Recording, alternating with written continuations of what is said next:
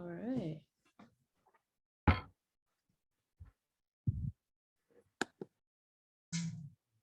Hi, Mel. Hello, everyone. Hi. Hi. Hi, Nancy.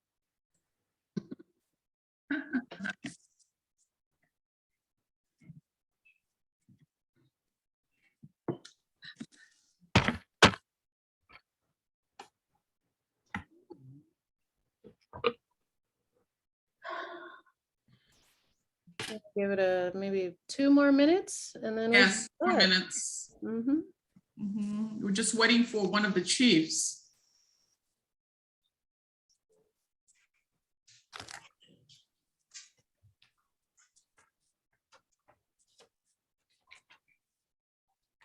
Hi, Melanie. Hi, how are you? I'm fine. I see you.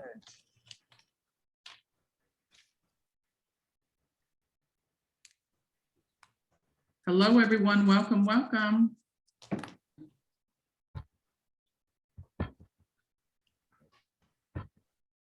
I can't get my Zoom to show me anybody except the speaker. Oh, well.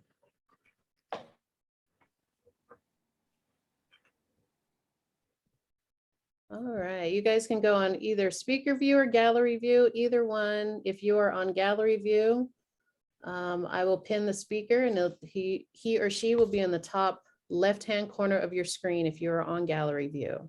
Okay, if you're on speaker view, they'll be the full screen. So either one, whichever you're comfortable with.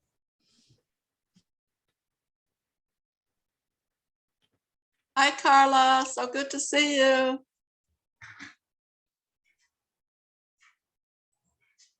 Hello, Miss Dorothy. So glad you're here. Yes, Thank we're going to you. get started in about a minute.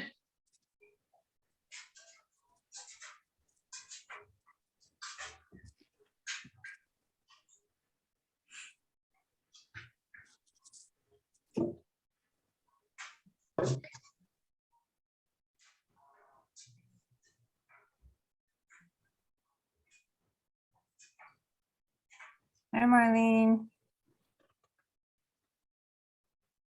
Hi, Fran.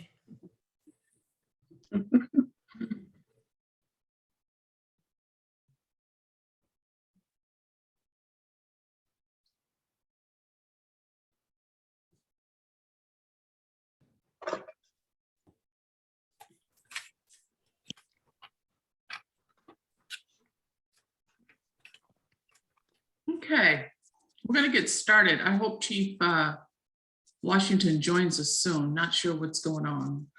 But we'll still have 2 other officers here with us that will be able to answer our questions and inform us today. Good afternoon, everybody. My name is Callie Cottenham, and I'm a partner at NBCC. Thank you for joining us today, and a special thank you to our chiefs. Right now, we have Chief Chris Sung from the Mountain View Police Department and Assistant Sheriff Edward Wood from the San Mateo County Sheriff's Department. We hope that Chief Sean Washington will join us soon. He's from the Fremont Police Department.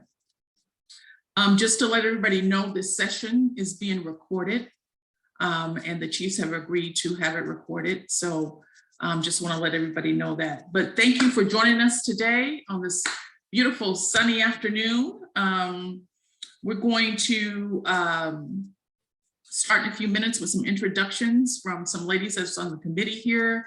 And let me just introduce myself and tell you a little bit about my background. Again, my name is Callie Cottenham, and I'm a partner at NBCC, have been since the beginning.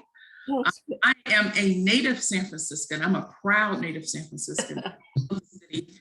And still live in the city. I raised my 2 children in the city. I have been attending, again, NBCC since the beginning. And just full disclosure, my nephew is the chief of police in Hayward. So if any of the officers go off kilter, I will be checking with Chief Tony Chaplin to make sure they get it all right. So let me just introduce Trinice Wade, who's also a member of NBCC, and also Janet Tinman, who's a member of Congregation Beth Jacob. They're going to say a few words to welcome you today too from the pastor and the rabbi. So take it away, Trinice. Hello, hello, everyone. My name is Trinice Wade, and I am NBCC's Digital Community Manager. And just full disclosure, Pally is my mother. I don't know if you could tell, but we look exactly alike. But yes, I just want to welcome all of you here on behalf of NBCC and on behalf of Pastor Herman. We are extremely excited to have you all join us today. And a special shout out to all the officers that are joining us today. Thank you so much for taking the time out of your busy schedules. I know you are all extremely busy for joining us today.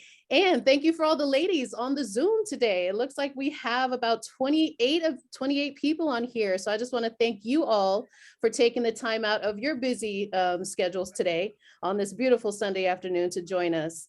And we're so excited to hear about all the questions that you have for our officers today. And yeah, just welcome. And I just want to introduce Janet. I would also like to welcome our panel of police officers and all our guests on behalf of Congregation Beth Jacob and Rabbi Nathaniel Ezra. And I'd like to offer a little prayer. Dear Lord, please bless our work this afternoon as we pursue justice. Open our hearts and sharpen our minds so that we may learn from our honored guests and they from us. We are grateful to the California legislature for these new laws about policing. And we are grateful to live in our great country where these respected high law enforcement officers have come to meet with ordinary citizens like us and respond to our questions and concerns. Thank you, Janet. Thank you so much. Dorothy is going to just give you a brief introduction of what we're all about and our goals for the Connections for Social Justice. So go ahead, Dorothy. Thank you, Pally. Connections for Social Justice is a team of women from 2 faith communities, Congregation Beth Jacob and New Beginnings Community Church. Our goal is to build relationship bridges between our 2 faith communities, as well as our community and our police departments. We want to hold police accountable while building trust and supporting them. Back to you, Pally. Thank you, Dorothy. So it looks like Chief Washington is having problems logging on today. I'm not sure. I'm here now. Thank you. I apologize for being late. Yes. Great. Thank you. Great. Thank you so much. Just in time. Yes. Well, thank you. I apologize. My partner, Chris, saved the day by resending the link to me. So beautiful. Thank you. Beautiful. Look at that. Teamwork already. Look at that. Well, you didn't miss a thing. Just hello. I'm glad you're here. What we're going to do today is, as a lot of you know, we held a panel discussion with Chief Chung and Chief Washington and the sheriff of San Mateo County last April. And since then, we've had a lot of laws change. We were talking previously about how there's, California legislative laws and there's judges laws, but we're going to focus today on some laws that were passed in California that became effective January 1st. So we're going to ask questions around that. And then at the end, we're certainly going to allow every attendee to put questions in the chat. And Trinice will be fielding the questions at the end, and she will either, you can raise your hand and ask your own questions, or if you don't, Trinice can do that, ask the questions in the chat. So everybody will have a chance to put the questions in the chat along the way, but we're going to hold off questions until the end. So that means you need to pay really close attention so you can have some follow-up questions. We're going to talk about some of the new laws that were passed again in January around education and training on the use of force and de-escalation techniques, police responsibility and accountability around the knock and announce warrants, the existence of police gangs. I don't know if you guys have heard about that, but I've been hearing about that a lot lately in the news. So we're going to talk a little bit about that. The public access to records, to police records, and if families of victims can get access to police records, and reporting of a police officer's misconduct by like a junior officer. We're going to talk a little bit about that. So again, please type your questions in the chat, and we're going to get started with introductions by our officers. So brief introductions, like maybe about 3 minutes. Just tell us a little bit about your background, who you represent, and how long you've been in law enforcement. Anybody can go first. Oh, I'll jump in and go first since I was late. Once again, I apologize for my tardiness. I actually attempted to log on 15 minutes early and was having some difficulties, but I'm glad I made it, and always a wonderful opportunity to engage. So my name is Sean Washington. I have the privilege to work for the city of Fremont as the police chief. I've been the police chief for about 6 months now, so relatively new in this role. However, I have been with the police department for over 25 years. And this is where I'll pause for a moment, and you all are supposed to say, but you don't look that old. So anyway, I'll excuse that. But no, I've had the fortune to serve the community for 25 years in a number of positions and responsibilities, originally from Los Angeles, and came up to the Bay Area to go to college. Loved the Bay Area and fell in love with the city of Fremont. I've been here ever since. So once again, just an honor and a privilege to be here with all of you tonight. You, my nephew, Chief Chaplain of Hayward, says great things about you. Seriously, he really does. He really does. Thank you. Thank you. I appreciate it. Thank you. Thank you. Next. I'll defer to Chris. Well, I guess I'll go then. Hello, everybody. Good afternoon. It's a pleasure and honor to be here. My name is Chris Chung. I serve as the police chief for the city of Mountain View. I've been a chief for 14 months now, but I've done all 27 years of my police officer time with the city of Mountain View. I'm one of those people who've always knew that they wanted to be an officer from a young age of 8 years old. And this was when our house got broken into, and an officer showed up and made everything feel better. And I looked up to him, and kind of inspirational at that point. I'm a Bay Area native. I grew up here in the peninsula in Foster City, so I'm a local kid. Even worked at Foster City Police when I was in high school as my part-time job, and I was involved in, they call it an Explorer program. It's basically a youth program for 14 and up, about 14 to 21 years old. Went on my first ride along, absolutely fell in love with the camaraderie, the service, just the feeling of knowing that even though you intersect with people at their worst moments, that you can actually turn them a path to the better, or help them in ways that just really picking them up off their feet. So like Sean, I got to move around all the different parts of the department over these past couple decades. It's still a changing and evolving career, but it's incredibly fulfilling, and I love it. Thank you. Thank you. I can't talk. I'll call you later. Bye. Assistant Sheriff Wood, welcome. Welcome. Thank you for having me. I guess I'm a little different, and I guess I'm a little older than my counterparts. I was actually, a couple of unique things about me. I was born in England and raised here in San Mateo. I started in the Belmont Police Department, rose to the rank of captain, rotated around all the different positions we had there, and then had an opportunity to lateral move over to the city of Burlingame, where I spent 5 years as police chief.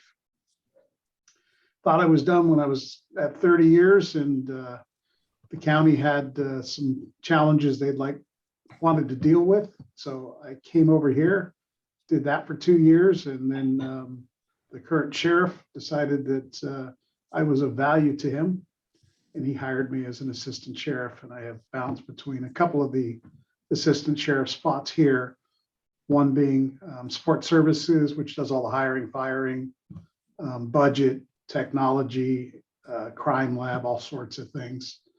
And then just recently came over to the uniform side, responsible for all the outside uniform services, contract cities. Married, and I've got 2 kids, and just had, actually, I guess a year and a half ago, first grandchild. So. All right. All right. Congratulations and welcome. Yeah. Again. Thank you. Thank you. You just couldn't get enough, huh? Just You know what? When I hear the other chiefs talk, it is a job that you really do. It's aspiring to be, and then once you're there, you really enjoy engaging with people. I mean, the part I missed most, I'd go back to a patrol car if I could physically do it. Getting in and out of that car would be just tear me up. But I love working with people, and I think the other chiefs would agree. It is I don't want to call it a calling, but I enjoy it. Still enjoy it. I think it is a calling. I think you can't just like, oh, that's a great job. I think it has to be calling. I think it has to be calling to be effective and have a passion for it. So thank you again and welcome again. We're going to start out now with our questions. Each of our ladies have a question to ask. And again, audience, please feel free to put your questions in the chat, and we will get to them at the end. So we're going to start out with Fran. Take it away. Hi, so I'm Fran Aaron, and so happy to be here, and you're all so wonderful. You're speaking. So my question has to do with AB 89, which in parts is about strengthens education requirements for police officers. My question is, what this is to Chief Chris? Following or stopping a person of color simply because they are driving in a predominantly white neighborhood. If you wouldn't mind repeating the first part of that question and cut out just a little bit. Okay. What training is provided to prevent a policeman from following or stopping a person of color simply because they are driving in a predominantly white neighborhood? Okay, thanks for the question. I'll answer that. And it sounds like there was an AB 89 question with that. Like, what is what my thoughts are on the education requirement? Oh, I was just saying what question what law my question is about. Okay, so the training that we get is, it's really important that we put an emphasis on when an officer decides to stop someone, they stop them based on behavior, right? It's not what they look like. And there's a big difference. And this type of training, we even have to kind of push into our community, because a lot of times we'll get a phone call into our 911 dispatch center that says, there's a weird looking person in my neighborhood. I want some officers to come stop them. And there's a lot of implicit bias built into that assumption as well. You'll have people in their own neighborhood who, for whatever their upbringing is, they will see someone that they feel, quote unquote, does not belong. Now, our dispatchers at that point will make it a very clear distinguish. They'll say, well, what is it about them that doesn't look right? And what the dispatcher's doing is they are kind of drilling down even further and saying, what's the behavior? It doesn't matter what they're wearing. You know, if the person says, well, they're wearing a hoodie and they look suspicious, the dispatcher will normally ask, well, what is it that they're doing that makes them act suspicious? You know, if you're wearing a hoodie, that's not illegal, right? And you can walk down the street. But if you're wearing a hoodie and you're looking under cars, or you're walking up to every single car and you're checking the handle, that's suspicious, right? And that's what the dispatcher will pull out. And so in a similar way, out on the street, the officers are trained to do the same thing, is they're just looking at everyone. And we all acknowledge, and we from the get-go, from the academy, every officer, every deputy receives hours and hours of cultural diversity, implicit bias type of training to acknowledge that we all have our biases. We all, depending on where we grew up, where we went to school, our family situation, we all come to this job and this place with biases. But the next part of that evolution is, well, knowing that, making sure that we don't let that cloud our judgment in the way we provide service and protect our communities. So officers, when they're trained out of the academy, they're trained to look for suspicious behavior in the same way, right? If someone, regardless of race, regardless of what they're wearing, is using that example that I said earlier, checking doors on cars, they're going to get stopped, right? Because that's behavior that is criminal behavior. If we are training a brand new officer and the training officer starts to notice that the new officer tends to just stop everyone based on a certain race, or they're all wearing hoodies, that's where the training officer would pull them aside and says, what was your legal basis for that stop? And really kind of pull them back to, what it's about. It's about behavior, it's about activity, it's about, a lot of times when officers are stopping someone, many times it's generated as a result of someone in the community calling. And again, we go back to that example I said earlier. Dispatchers are the first line to make sure that we're doing it fairly. And once that's decided, we might respond and check the person out. But again, none of that can be based solely on race or other, descriptive factors like what they might be wearing at the time. Thank you very much for your answer. Very complete. Thank you. Thank you. I have a follow-up question to that, Chief. Do the dispatchers ever get to go on ride-alongs or training along with officers so they can They see? do.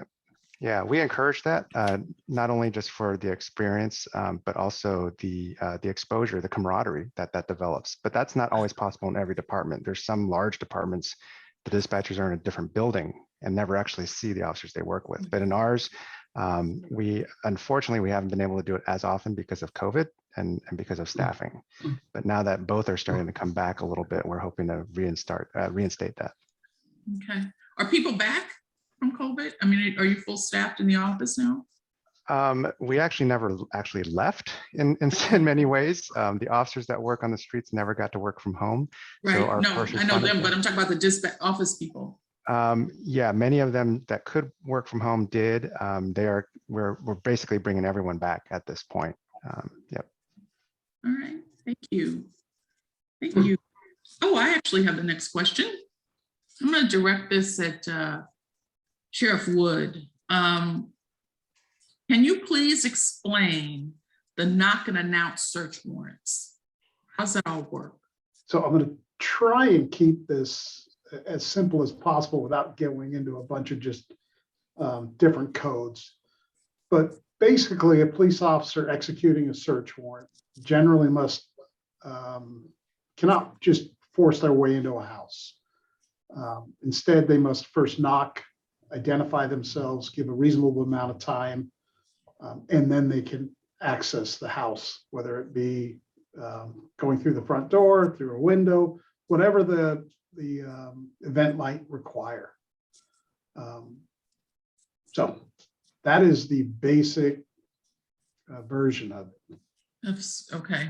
Okay. Your house is your house, your car, wherever you are. We're not allowed to just go into it.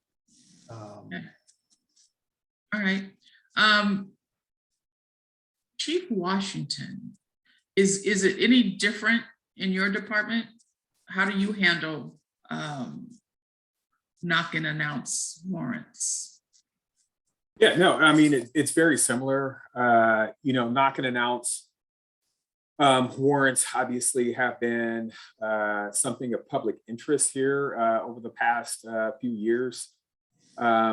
So, I think we all have policies and procedures and expectations with our various organizations that understanding that someone's home is their castle, we want to ensure that unless there's a specific reason in which we would not knock and announce, we want to do so. We want to give folks a fair opportunity to understand who's at the door and then be able to open the door for the police. We're obviously there for a reason. We have a search warrant, those type of things. And so, over the past few years, I know at least for my agency, I'm sure my counterparts have done so as well. We've really reviewed our policies and training and expectations when it comes to knock and announce warrants. And so it really only becomes an issue when there's an authorization to not do that. If there's an exigent circumstance or someone's being hurt inside or some other issue that's present in which we would not knock and announce. So we've escalated that in our agency, in which, you know, if those type of circumstances exist, we need to be notified at the highest levels of the reasons why. Understanding that, you know, someone who's, you know, if the police are coming into someone's residence, that could spark some sort of undesirable confrontation. So anyway, there has been a lot of discussion on this topic over the past few years, and I actually think that we're at a pretty good point as it relates to consistency amongst all of the California law enforcement agencies. Okay. Thank you. Dorothy, you have the next question.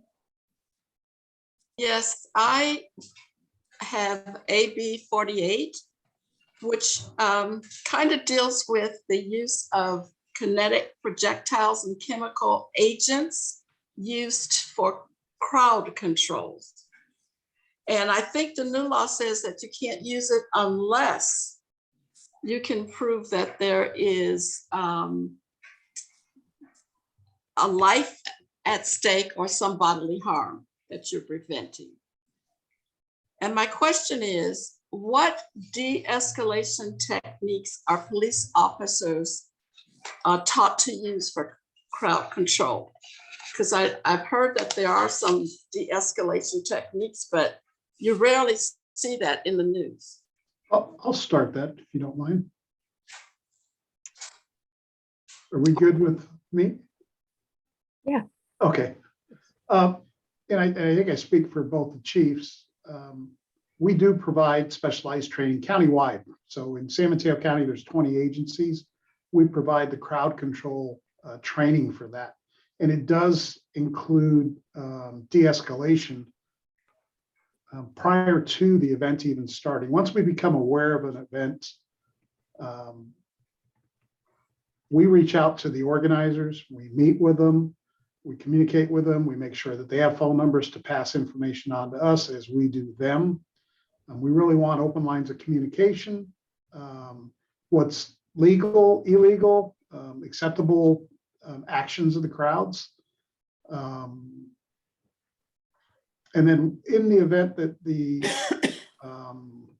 event becomes problematic, it really starts out with communication, you know, going back to those people we have contacts for, using the PA systems, the public address systems in the patrol cars or handheld to communicate with the crowd, to give clear directions. I mean, when you really break these down,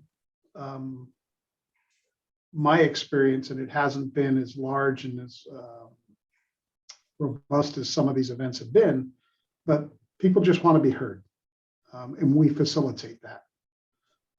When people start breaking things and destroying people's property or injuring people, that becomes a challenge for us because there is an expectation that we do something. But all of it starts off with communication and moving forward from there. Thank you. Could add to that just a little bit. First, You know, if you talk about de-escalation with crowd control, a lot of what we do is never actually seen because we're just not there. Kind of because we understand that our presence can instigate matters, right? So if there's a peaceful protest and up pulls 2 van loads of officers dressed in riot control gear and they get out and they stand in a line and look very officious, we understand that that can be very escalating. So we do the opposite. I think, and when I say we, I think regionally in the Bay Area, we all follow very similar tactics. And so the caveat here is I can't speak for the tactics that most people probably come to mind when they see national news coverage, because I don't know how they're trained, right? But for us in the Bay Area, we often will back each other up and we'll end up at the same protest, but we all have a very common understanding is that we know that, you know, if we can just be out of sight, out of mind around the corner and available if life or property is threatened, then we're still able to do our job, but without inciting people. The other factor is, I think that it's important for everyone here to understand is every single crowd control situation I've been to, you have your legitimate peaceful protesters. You might have some counter protesters, But in the last 10 years, there's been this nuance of these instigators, and they come from afar, and their only purpose, they don't care anything about the cause of what the protest is for. They just want to come break things. And how do we know this? Is because the CHP has stopped them before, like in a busload. They all have like baseball bats and things hidden in their backpacks, items of destruction. These are the ones you hear about that go into, say, Oakland, and start breaking all the local shop owners' windows and everything. They have zero vested interest in the community, and they just want to cause anarchy. And that's the challenge, is when police try to draw a line and stop that group, a lot of times the way it's portrayed is we're actually, trying to stifle the voice of the peaceful protesters. So it's very, very difficult to get kind of a situational awareness or ground truth of what's going on, because in many ways, they want to instigate and incite the officer to do something, and then they'll post, the 10 seconds of footage of that, but not post the 45 minutes leading up to it. All of those things that we're trying to do to just stay back, stay restrained, et cetera. Thank you. So I have a follow-up question to that. So we've heard a lot, especially in the city, over the last several months about snatch and grab robberies. And any of you can answer, have you guys experienced that in your cities? I don't know if I've heard about it in your cities. Yeah, well, I can jump in there and definitely speak for Fremont. Yes, we have experienced that in our city, unfortunately. Property crime for us and certain acts of violence have increased over the last 2 or 3 years. It's a concerning trend. There's a lot of factors that I think we can speculate on why the cause and the uptick of violence. But what I can say about that specific crime is it's a crime of convenience and opportunity. So, these individuals are selecting folks that they feel like they can victimize, or they feel like they have some goods or cash in which they can turn around and sell or utilize very quickly. So we try to work with our community as much as possible to keep them aware of how not to make themselves an attractive target, walking in groups, trying to avoid walking at night, those type of things. And I always have these conversations with the community with the understanding that I wish I didn't have to have these conversations with the community, right? You should be able to walk down the street without worrying about getting your property taken. The other uptick, as you reference, are the smash and grabs as well, and the retail crime, right? So large groups of individuals that are approaching our retail centers and in large numbers and taking advantage of their large numbers in order to make off with several $1,000s worth of goods. So this has been a disturbing trend, not only for Fremont, but for the Bay Area, that has prompted more cooperation with the business owners, installation of cameras, extra patrol checks, hiring of security personnel or professionals to try to combat these type of crimes. I know on the legislative level, it is being discussed to make some stiffer penalties for these type of crimes as well, to act as a deterrent. So it's going to take a cooperative effort on all of our parts to try to mitigate some of the impacts of these property crimes as we move forward. There have been, I think some of the criminals out there have been a little bit emboldened only because, with COVID and a whole lot of other issues that really have placed some limitations on the effectiveness of law enforcement has made an impact. I mean, the folks who are out here who want to harm our community feel like there aren't going to be much, if any, consequence for their behavior. So I'm hoping that once we get out of COVID and we're able to hold people a little bit longer in our facilities, and those type of things, that we will start to see those trends reverse. Great, thank you. Thank you. Anne has a question. Can you hear me? Yes. Good way to start. Mine has to do with the bill concerning police gangs, 958. And this law now sort of defines what a police gang is, and if they're found to be in a part of a police gang, they can be terminated. And I was surprised about reading about this once I looked it up. I didn't think about police gangs, but obviously we've seen them in the news about LA having many police gangs, and recently in Vallejo. And my question is, have any been identified in the Bay Area, and how has that been handled? We can start with Chief Chris. Sure. Thanks. I think it's a really sad state of affairs that a bill had even become a law at this point to address something like that. So I'm not naive to say that, oh, there just doesn't exist, because clearly it did and does, right? And municipalities, my experience here in the Bay Area, at least on the peninsula and Mountain View, is that we're a much smaller agency. So I think one word of wisdom to the audience here is, when you hear anyone generalize the police as the police, there's actually, I believe it's over 18,000 different police entities across the country. And what you'll typically find is the media will cover the massive New York, Chicago's, Baltimore's, LA's, right? That's what's going to capture your headlines and may drive a lot of the news headlines.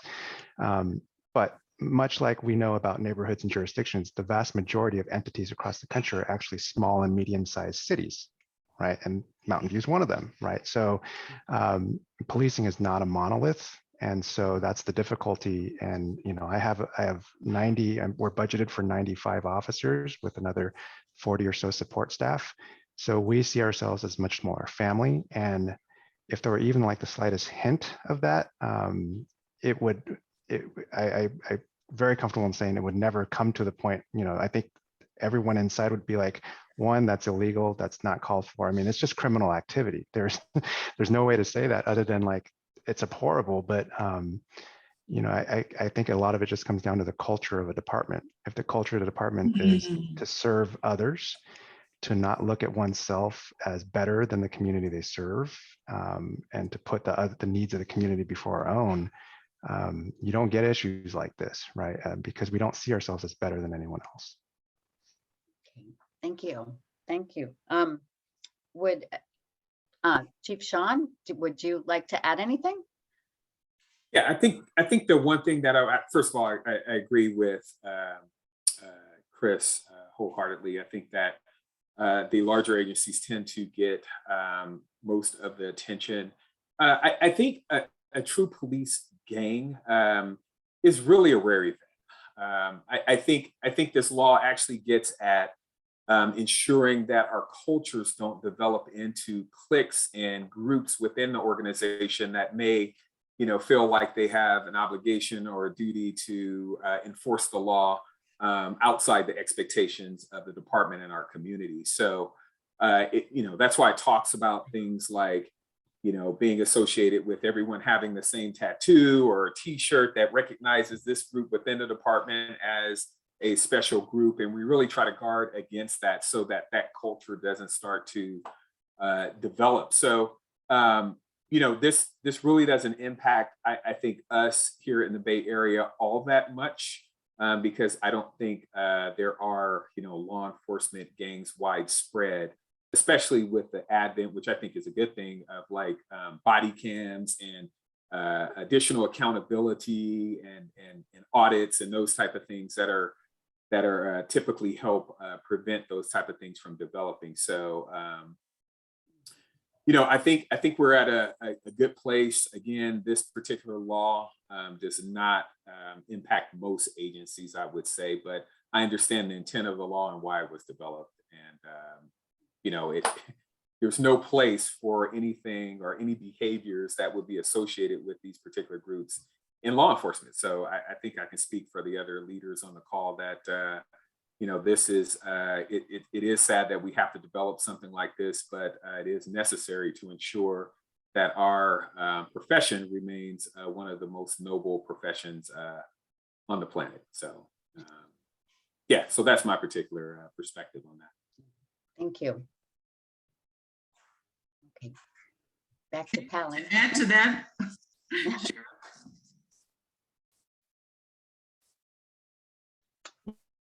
Am I next? I was asking, did the sheriff have anything else to add, Sheriff Wood? No, I think the chief's covered it. The only thing I'd like to add to it is, I guess we're the largest agency out of the three. But it goes back to what Chief Washington said. You know, we've got the body worn cameras. On the correctional side, we had surveillance cameras inside of the jail years ago to make sure we don't have that crossover, that inmates are treated properly.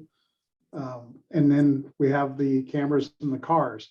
We have rotational policies, so people aren't staying on the same teams. Mm.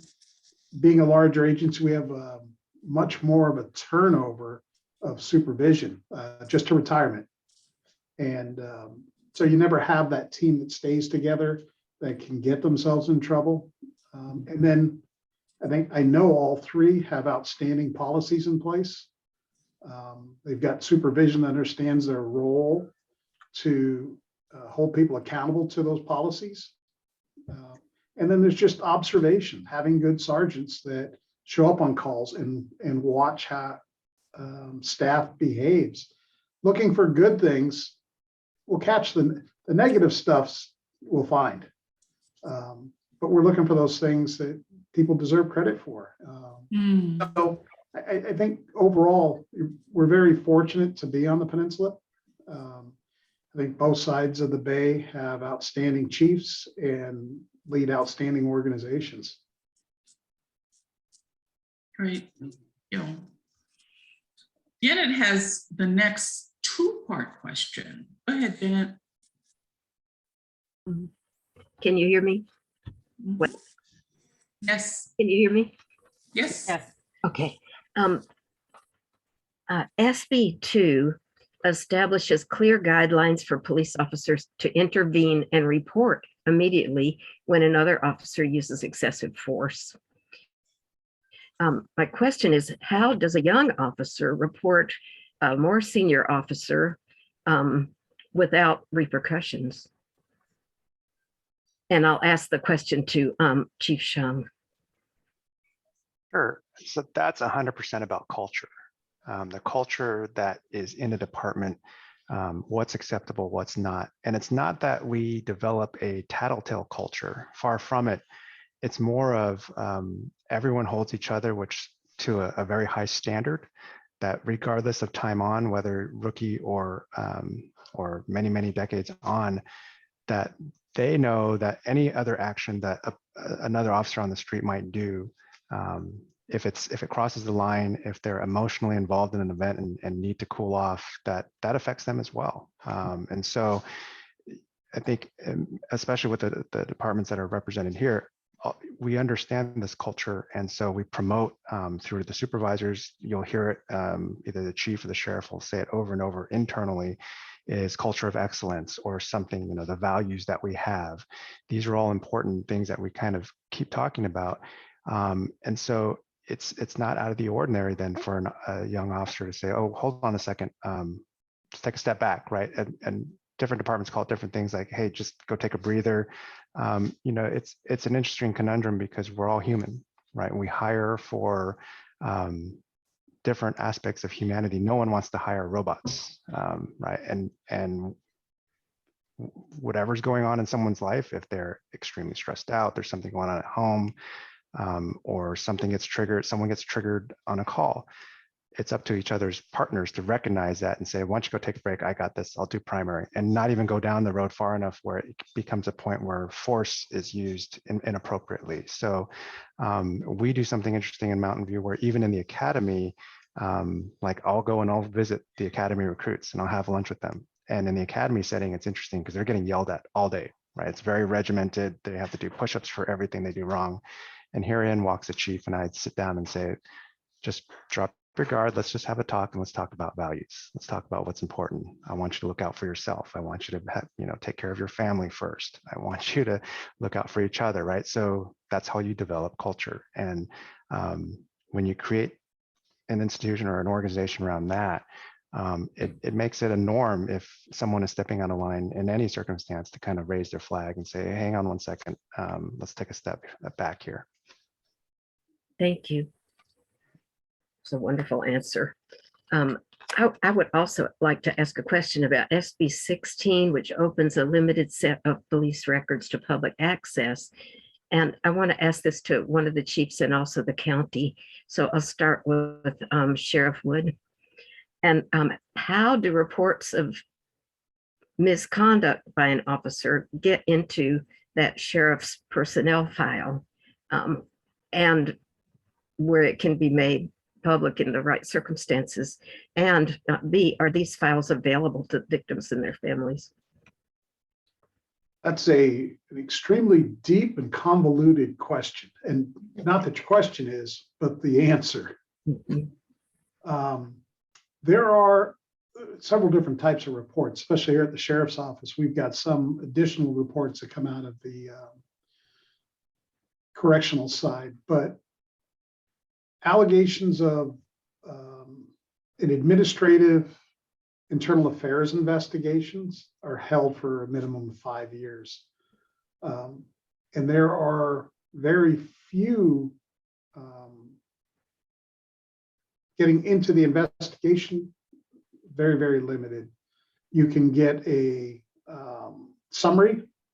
So in that process, there's a final letter that comes out and tells people what they were in violation of. But there's a peace officer Bill of Rights that won't allow anybody into those files.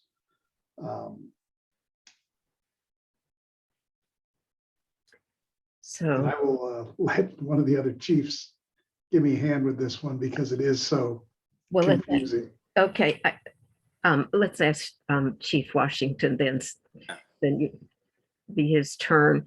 That's what we wonder, if something, I loved Chief Chung's answer, that you all try to create cultures that are high level, but if these things happen, so how would a report of misconduct, would it make it into his personnel file? How would it? Yeah. And can the victims and their families get it? Yeah, so the misconduct, if there is an administrative investigation or internal investigation, that typically will automatically be part of the personnel file. But like the sheriff stated, there are some restrictions on who can view and access that information. Now, the laws have changed recently where certain types of information is publicly released. If there's an officer involved shooting or some sort of sexual misconduct or a violation of honesty or something like that, those type of things can and will be subject to scrutiny by quite a few people, to include the community. But all other personnel files, the police officer's Bill of Rights is very restrictive in how that information is disseminated.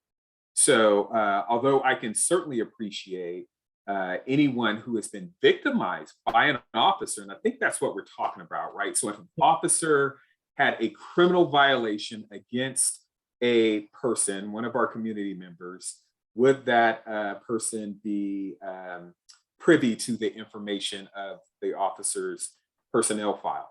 I do know that at the end of any internal investigation, we are required through the penal code to provide the outcome of that investigation to that person making the complaint, right? So I have to sign a letter basically saying this was the investigation, here were your allegations, this is what we found, here it is. And then that person can then follow up with more dialogue and more conversation.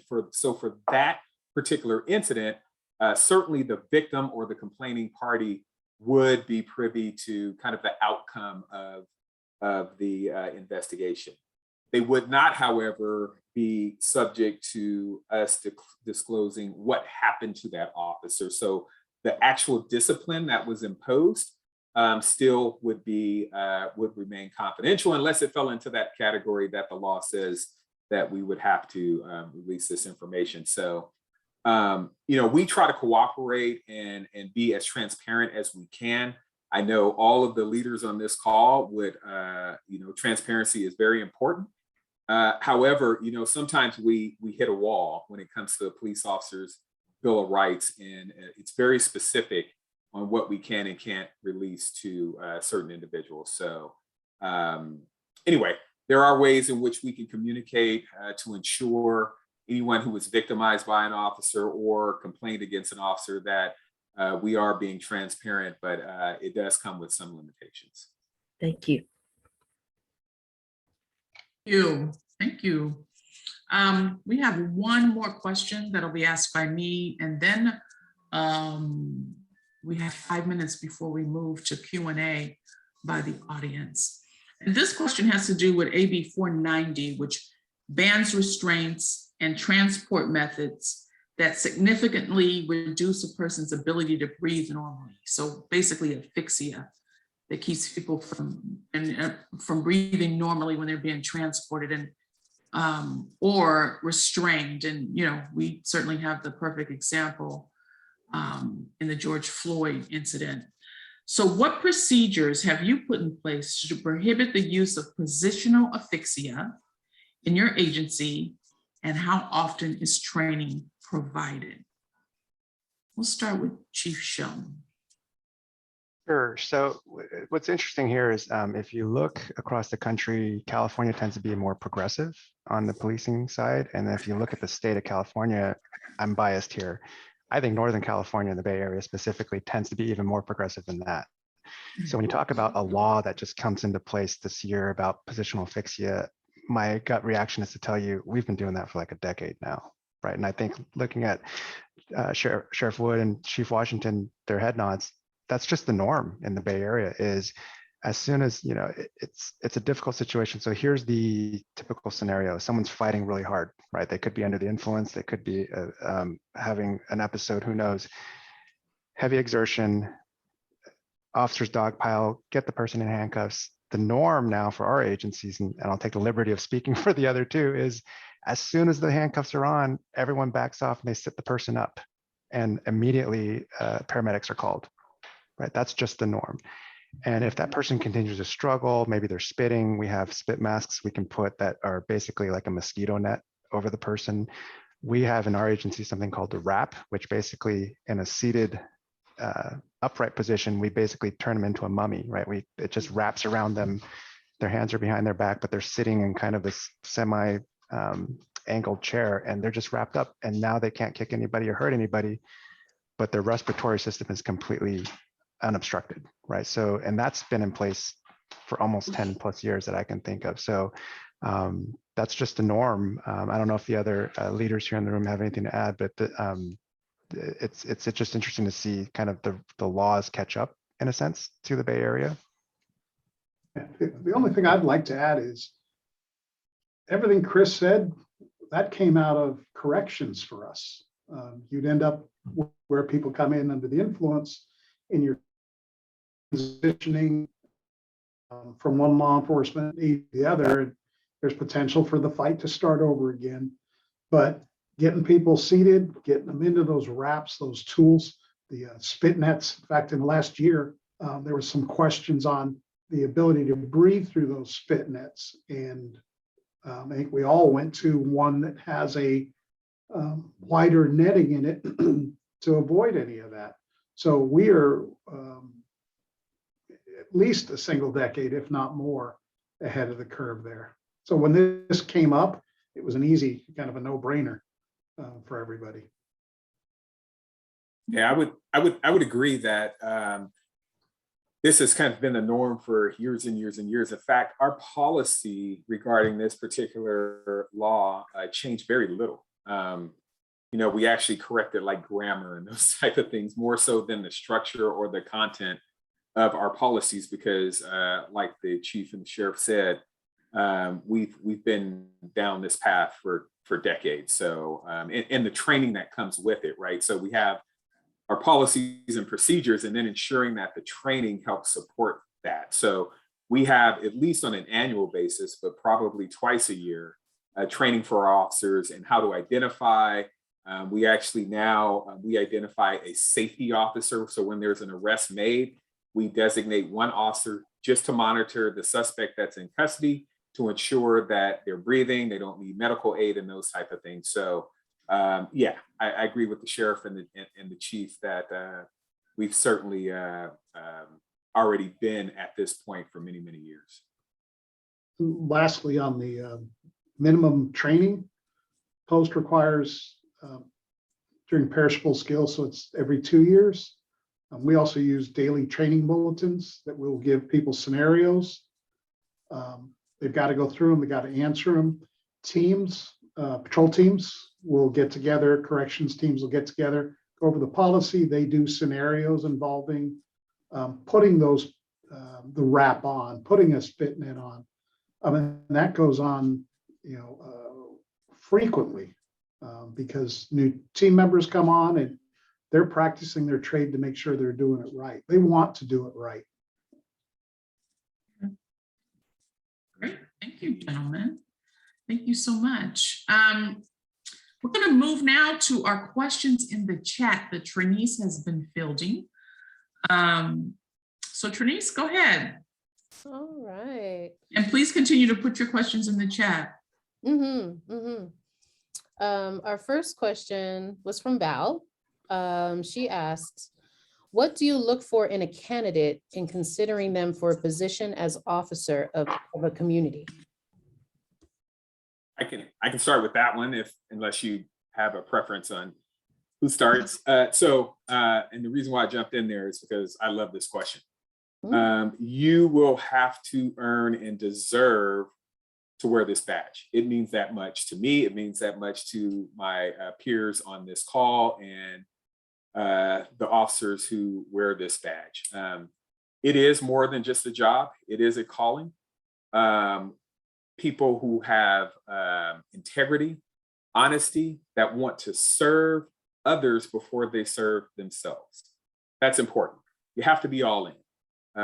It's important to understand how our diversity is our strength, that we serve all of our community members, not just persons that look like us or agree with our views.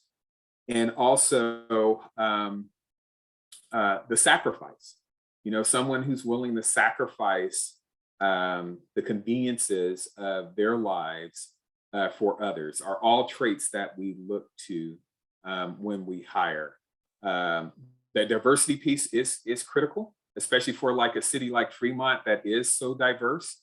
We're always looking for more representation with women, more representation with minority groups and those type of things, more representation with folks who have special skills like being able to sign and be able to speak different languages. So those are always candidates that are very attractive to me and gives me a lot of flexibility and ability to ensure that we're delivering the highest level of professional service to the community. Nice, nice. Yeah, I love this question as well, just because, I've had many people sit in front of me in a job interview on the final stages. They get to meet the chief and their resume looks perfect. A lot of experience, a lot of arrests. They just were not a good fit. And so I think, what I look for is someone who is humble, because this job comes with a lot of power and authority. And the last thing we need is someone who wears that power and authority as the first thing that someone else sees. We're all humans. And when we interact, you and I will get an instant feel for the person we're interacting with. And if that person is arrogant, power hungry, obnoxious, we feel that right away. And I can't afford to have that, right? And I want the exact opposite. When you meet one of our officers, I want you to just feel, wow, they're a great human being, right? And I'm going to call out one of our officers in the audience right now, Officer Chandler Mcpherson, who attends NBC. She is a heart of gold, and she just serves our community with her heart. And it just brings me a smile. And I can go talk to any member of our vulnerable community, and the first person they'll reference is Jan Leah. And it's not because she's contacting them because of something they did wrong. It's because she's contacting them because she's checking up on them and serving them. So those are the people that we look for. to fill our ranks. I'd love to tell you I had something to add to this, other than, for me, they nailed it just absolutely. I think fit is one thing in the profession, but the other is identifying and understanding what service means. People I hired when I was a chief, getting that answer, getting them to understand. And I had a previous chief that served the state and local level, reminded me that, you know, when you hire people, look for somebody that's worked in a service trade, because your paycheck's directly linked to how you treat people. And that transitions well when you go into law enforcement. A lot of times when they understand service, you can avoid those calls where it can get physical. They take the time. And those are all things that we want. We're not an agency, even though we serve a multitude of areas in the county and cities. We want you to spend the time. Everybody should feel like they got their money's worth when you walk away from a call for service. And that's an expectation. Nice. Great. Love it. Great. Okay. We have another question from Pamela. She asks, what changes introduced by the laws that went into effect in January 2022 have impacted your departments the most in terms of changes you are having to make in processes and practices? Good question.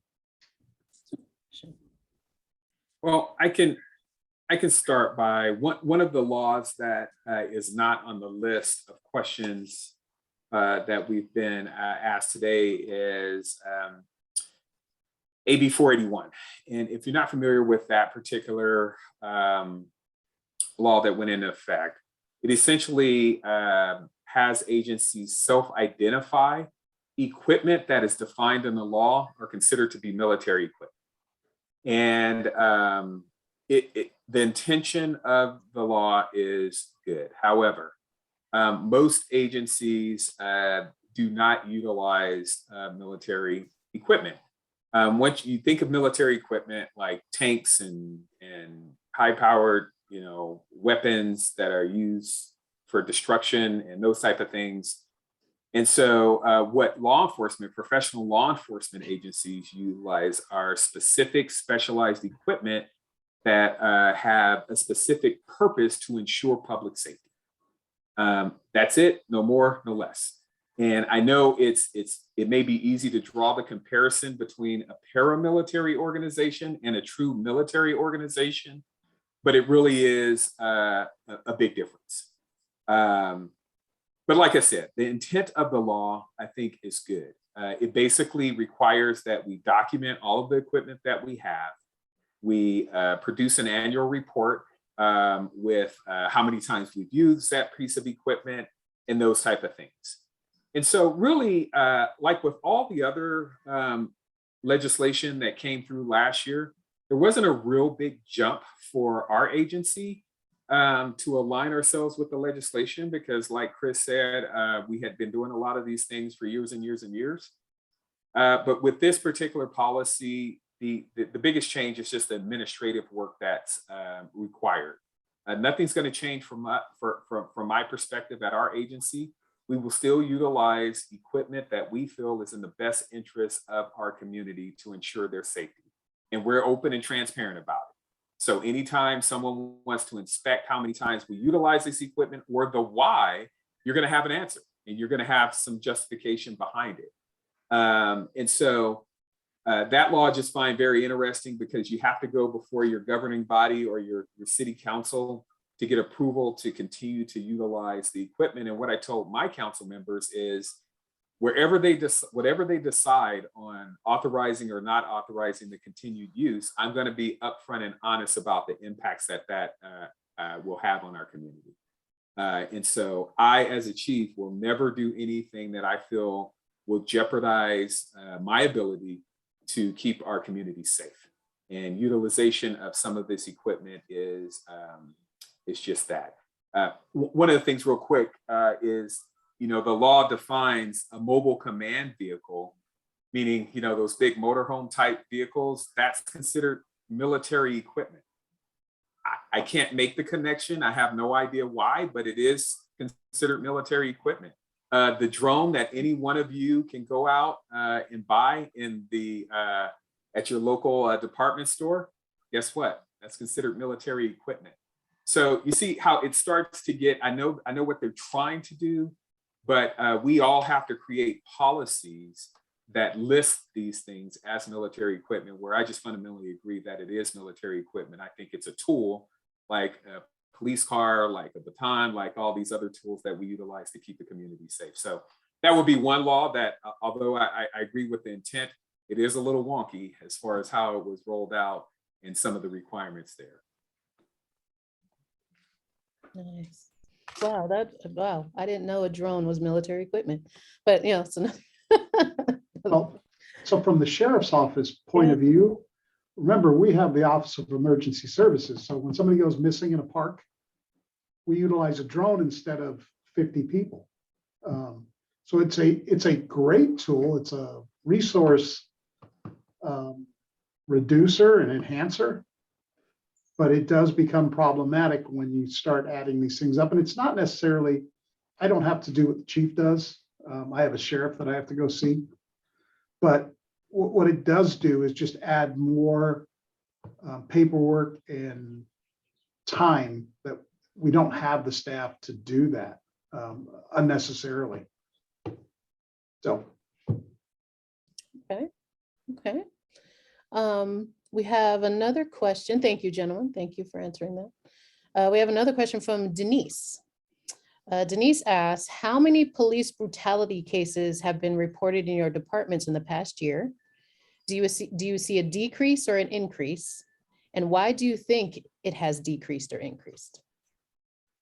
Let me just remind you, before you guys start answering, we have like 20 minutes. So I know this can be a long answer.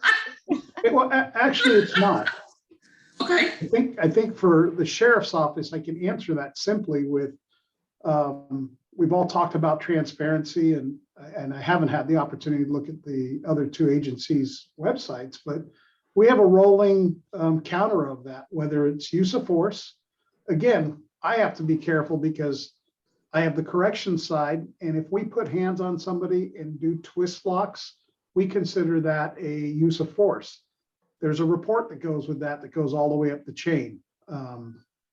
Thank goodness we have now technology that has replaced paper files, so it's accurate, timely.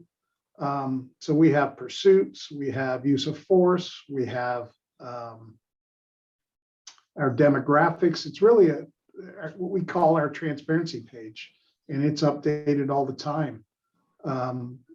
For an agency our size, I haven't been on there today, so I can't tell you what that exact number is. We're very, very low for uses of force. In fact, I can't tell you operationally my area of responsibility, the last use of force that we've had. And that's not saying it's a year old. It's just been a month since I've seen one. Okay.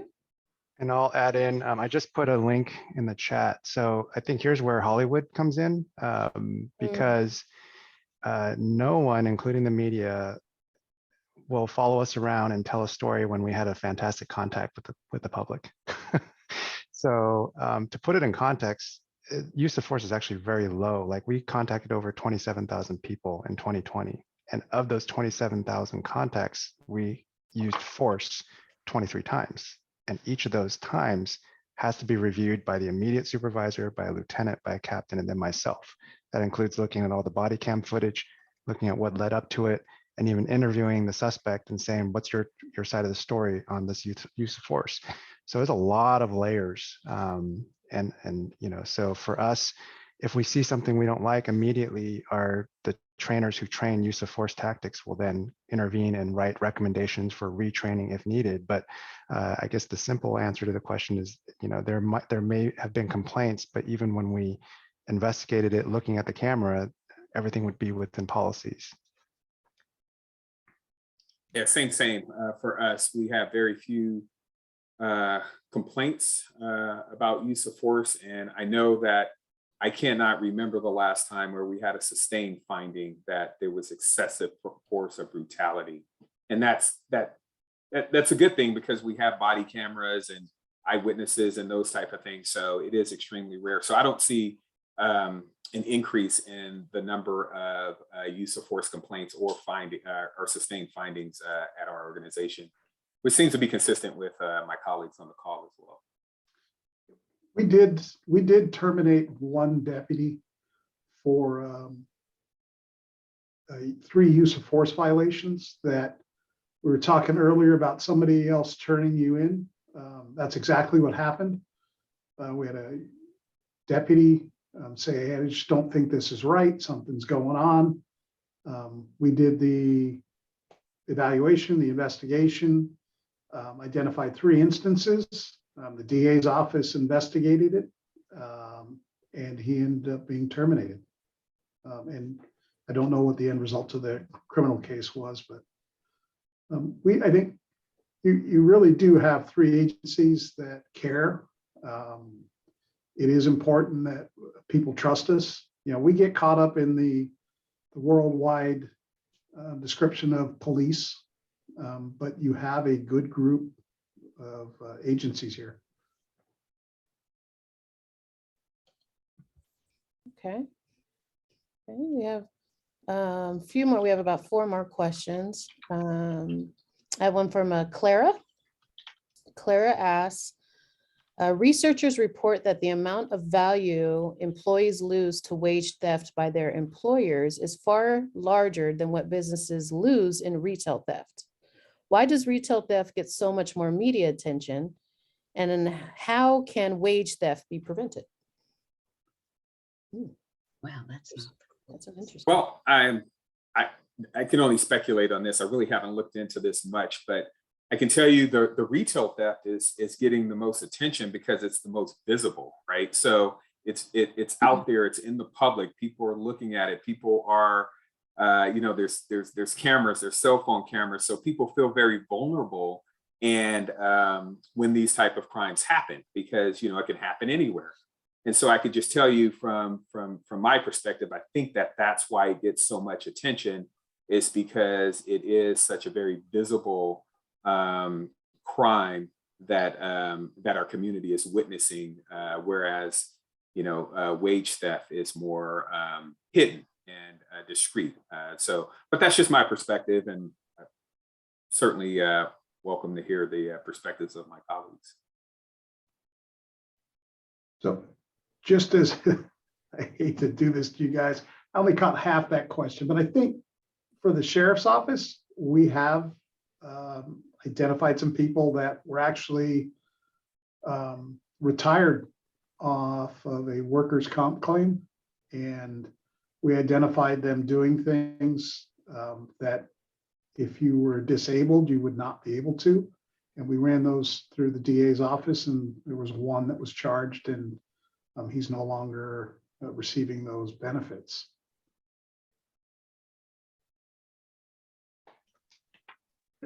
All right. Thank you. Okay, so we have another question from Dr. Ewan Kim. Let me read hers. Are there any studies looking at how police training influences decision-making? For example, if an academy uses external motivators or negative consequences, wondering if that later makes it harder when incorporating other training. Examples, explicit bias or mandatory vaccination / boosters. I'm just seeing how role modeling makes a huge difference in MD behavior, wondering if similar among law enforcement. Yeah, we did an interesting study. This is kind of the nice thing about being where we are in the Bay Area. Stanford University is right next door to us. So we paired up with a neurologist, and we got a bunch of officers to volunteer to wear the upside down metal colander with the wires outside their head. And then we stuck them in front of a virtual reality simulator and looked at what their bodies were doing, all the different data points when they saw stressful situations. And it was a very interesting study because depending on your experience and your training, some officers, and you'll see this on TV sometimes, the more stressful the situation tends to be, they'll start to repeat. And the simple version that I was told was that's almost someone going to their reptilian brain. You'll hear this like, stop resisting, put your hands behind your back, put your hands behind your back. The guy's hands are already behind his back, but they're tunnel visioned, right? Whereas a lot of officers with training experience, their heart rate and they'll actually decrease and they're getting calmer as the situation goes up. So it's a very preliminary finding. We stuck a lot of our like SWAT trained officers who typically get a ton more training under stressful situations, and they almost kind of get into kind of a stasis, almost boring kind of affect, right? Because they're just handling the situation. And we took some good training points from it. I don't believe that study's been published yet, but it's just an example. I know the agencies, other agencies here are always kind of open to these things, and what else can academia help teach us about? We are, for the sheriff's office, we're using, we started off with those virtual reality goggles. We are now at a point where we have a virtual reality down at our range. We have the range training, we have less lethal, and then we have the virtual reality room. It's a you can set it up however you want as far as rooms go, and you set them up with a camera system that projects scenes, and you can watch them, you can record them, how they react, and go back through it. I'll just add that scenario-based training for us is important. And it's related to a question earlier about reporting, right? Reporting of excessive force in a younger officer. So we actually train that out. We actually have a scenario where an officer on views what they believe to be excessive force, and we test how they're going to react. And then we talk through that. Like, this is what you can expect. Here's who you contact. This is what the expectations of the department are. This is how it's going to be handled. Here's the policy on our anti-retaliation policy, those type of things. So at least the officers have an idea of how these things are going to play themselves out. So I think scenario-based training is another way that we can reach our goals and objectives. Okay, we have like a little less than 10 minutes. Go ahead, Trinise. How many more questions do we have? I think we have, several kept coming in. We have about 4 more questions, but we might not be able to get to all of them, but I'm going to try my best. Here we go. So we have, maybe we get, wait, hold on. Maybe we get like for each question, just one officer answering. That'll speed things up. Yeah, that'd be great. Okay, so we have a question from Sam. Where do you see the future of policing going in your cities or county? And where do you wish to see it go? Well, I can jump in on this one. The future of policing. So it's an evolution. I truly believe that we are better today than we were yesterday, and we will be better tomorrow than we are today. So it continues to evolve. If you look back historically on the profession, we continue to get better and build and align ourselves with public expectations, right?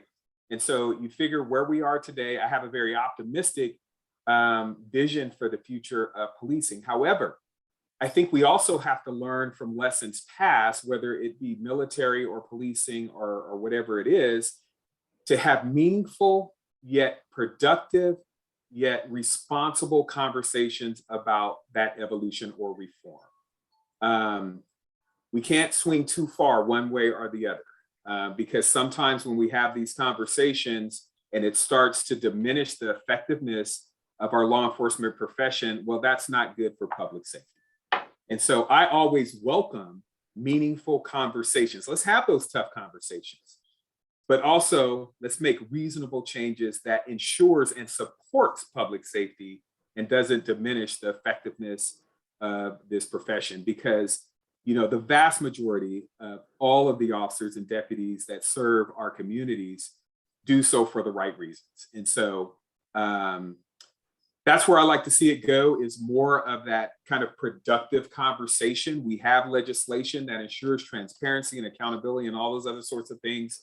So I'm very optimistic about the future as we move forward. Nice. Nice. Okay. We have another question from Linda. Would you like to have more women in your police force?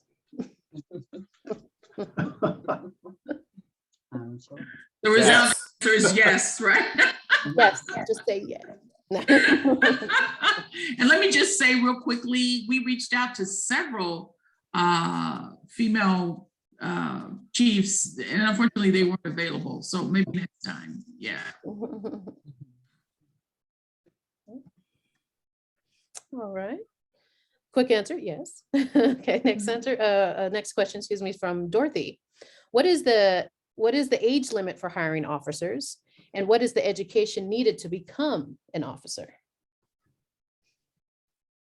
There's no age limit, but there is a physical agility. And the one that typically gets most people is that 6-foot wall. So if you're 80 and you think you can get over that wall, put the application in.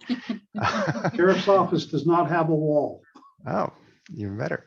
Oh, okay, okay. All right, question from Sandra. Is there a hierarchy among the various units? Is traffic control considered at the bottom? Wow. I'm mainly laughing because no, there's no hierarchy, but if you're in one unit, you typically will make fun of the other. So it's, in some ways, that's just the culture. You know, the narcotic cops like to make fun of the detectives. Like I was a person crime detective, so that's like the nerd hat with the propeller on because I was very studious and we went through facts. And I would always catch a lot of grief from the narcotics detectives because they were out making the cool drug arrests. So yeah, there's a little bit of friendly rivalry and camaraderie all at the same time. Okay, I love it. Okay, one last question. This is from Linda. Again, this is for both chiefs. How would you like to see funds redirected towards more training for your officers in areas of addiction, mental health, effects of poverty, etc., or towards hiring professionals in those areas as to work within your departments?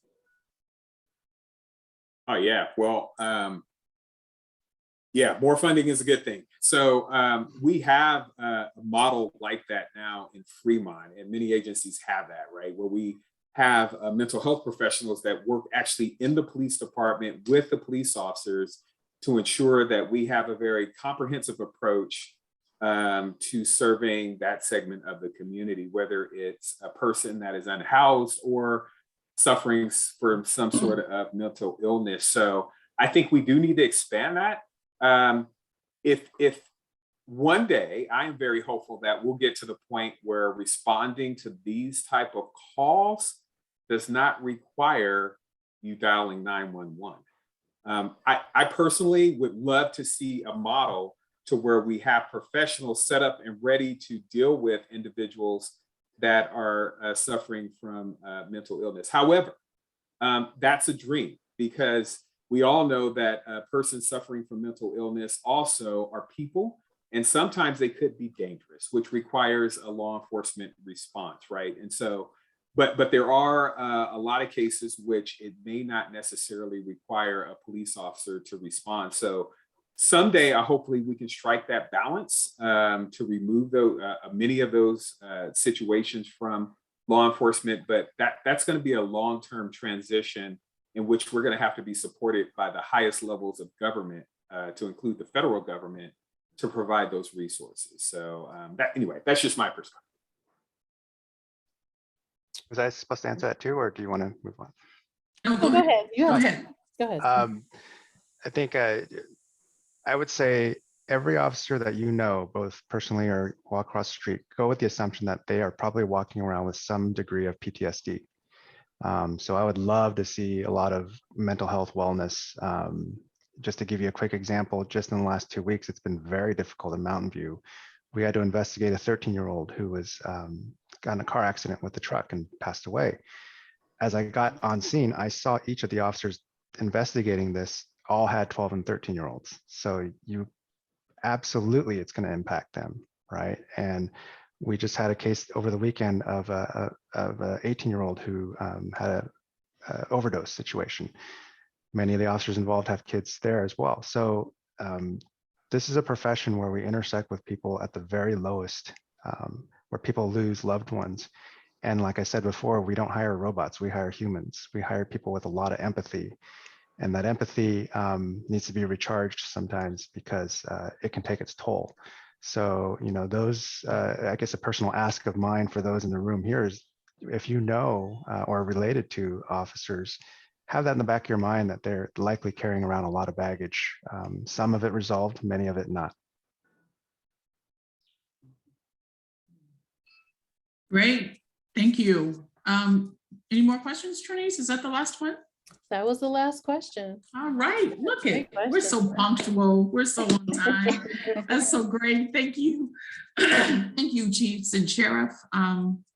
Once again, you guys have done a great job, and we really taken out your time. I know you don't really have personal time. Chiefs don't have personal time, but this is your Sunday, and we really appreciate you taking out your time to join us today. We thank you to our audience, and we're just going to give you a few, just 1 minute apiece for any closing remarks you might have, and then we'll turn it over to Fran. Well, I'll start and just say, once again, thank you. I think it's very important for law enforcement leaders to engage in this way. I wish it was in person, I got to be honest, but I'll take what I can get. But Next it really time, is important next time. Yes. It really is important to hear from our communities, hear perspectives, and it makes us better leaders, I think, because the more we can understand the priorities and concerns of our community, the better we can develop policies, procedures, expectations for our staff to deliver that service. So I am honored to have been invited here today, and I'm humbled by having two of our profession's finest here with me today as well. So I just want to wish you guys a good evening, and thanks for the invitation once again. Thank you. How do you follow that? You know, it was an absolute enjoyable afternoon. One thing I do want to point out, even to my peers, we are actually on the forefront. We do have out in Half Moon Bay right now, 2 clinicians that will respond to calls. We run it through a nonprofit, and we're hoping that'll work and work well. It seems to be so far. But I can tell you the challenge there will be just the calls for service that require that are not there. So it really has to be a broader than just a city. It has to be a county, and it has to be, you know, a timely response. You got to figure out how to fund all of that. So anyway, it was a pleasure, chiefs, as usual. And thank you very much for having me. Thank you. Thank you. I guess I'll end with a call for action for everyone here. I once heard a wise saying, no argument has ever been settled on social media, right? You look at all these posts and you look at all the comments, no one has ever said, you know what, you made a great point, I'm changing my mind. To the contrary, that happens when you sit down with people who think differently than you, and you have a discussion and you agree to disagree. And for some reason, society has completely forgotten how to do that. The pandemic did not help, but opportunities like this are phenomenal.